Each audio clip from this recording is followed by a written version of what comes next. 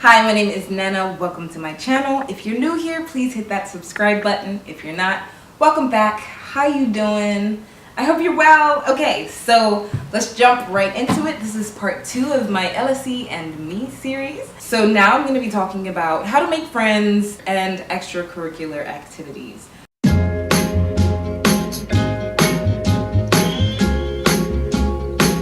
So, coming to LSE, I didn't really know anybody at all, and I was a completely new student, but I think one thing that's really great, the LSE has a lot of opportunities and a lot of clubs that you can join in order to sort of socialize and meet new people. So I remember the first week that I got there, I think it was Student Union Week, and that's where all the clubs, all the extracurricular clubs come out and sort of display their groups. You get to meet representatives from the group and decide whether you'd like to be part of this society or that society. And the societies range from anything. You can be in the TED Talks group, you can be in the wine tasting club, you can be, I don't know, playing netball. There's all sorts of clubs that can sort of pique your interest. So whatever you're really interested in doing, there probably is a club there. The things that I chose to do weren't necessarily part of the student union. So the two main extracurricular activities that I did were the Program for African Leadership and the Africa Summit, the LSE Africa Summit.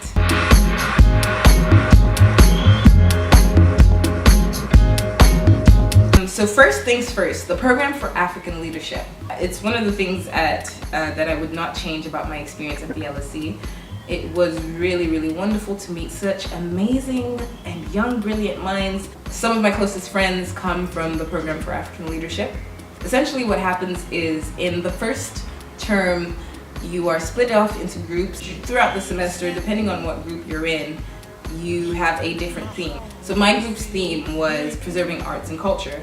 And we came up with this really great program, Africa Speaks, which was a way to sort of preserve the African oral tradition, which is something I'm super passionate about. You create a project and then you present it to a panel of judges, and the judges choose out of the groups who the top four are, and then the top 4 will present to the rest of the PfAL cohort, and then the PfAL cohort will vote for the best group who's chosen as the winner, and the winning group I think gets about like £3,500 to actually implement their project. For me, it was a creative outlet. It was something that you could come together as young minds, try and figure out how to solve a problem and find real life solutions for that problem.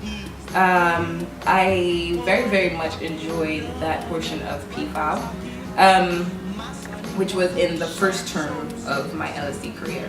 So after Christmas break, you come back and your PfAL activities mainly consist of debates. And so I participated in one debate. My debate was Africans who study abroad have the obligation to go back to their countries of origin and work.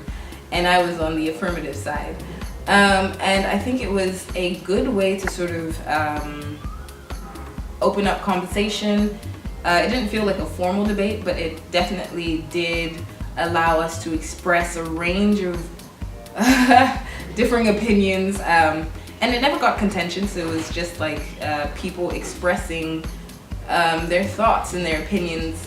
And there's a wide range of opinions as well. So it was a very, very good experience overall.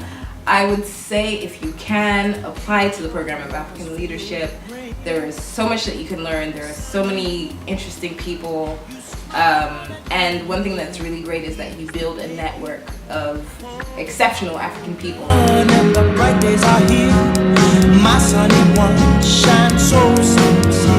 Finally, the last extracurricular activity that I did was being part of the LSE Africa Summit team.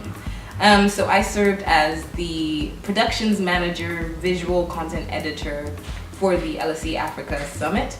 And I think right away, as soon as you start in September, emails get sent out and you can apply for the various positions.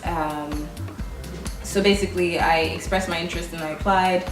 I was interviewed by the person that previously held the post the year before, and let me tell you, working for the LSE Africa Summit is kind of like a full-time job. There is so much that you have to do, and it's one of those things that I think that if you know how to manage your time, or you know how to handle stress and pressure, definitely go for it. But if you're someone that crumbles under pressure, don't do it.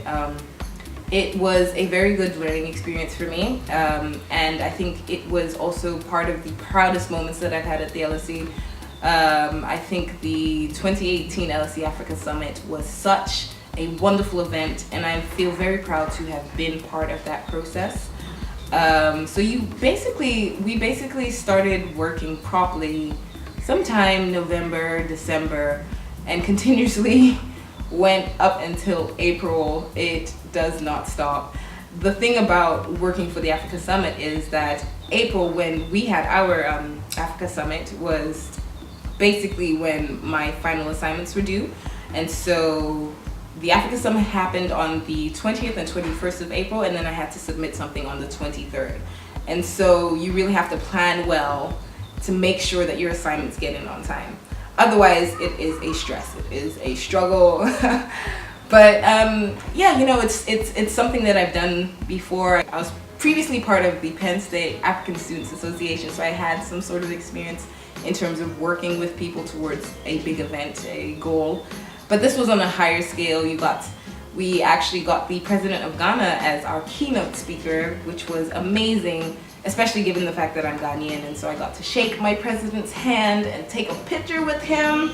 Oh, yes. Anyway, it was a really great experience. It is something that I would advise that you do if you can handle pressure and you can work well in the team. Ease the pain,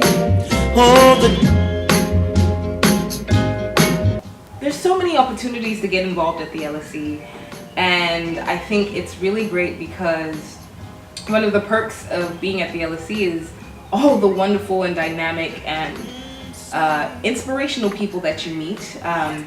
And one thing that's really great is that a lot of these people go out and become our future leaders, hopefully me included.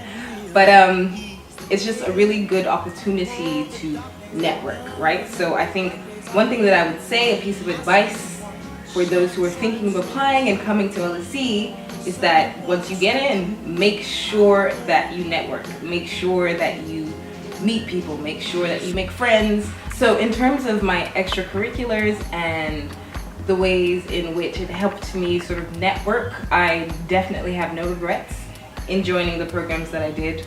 It's just good to be surrounded by people who can sort of challenge you, who can inspire you, who can make you think, and the LSE is definitely a place for that.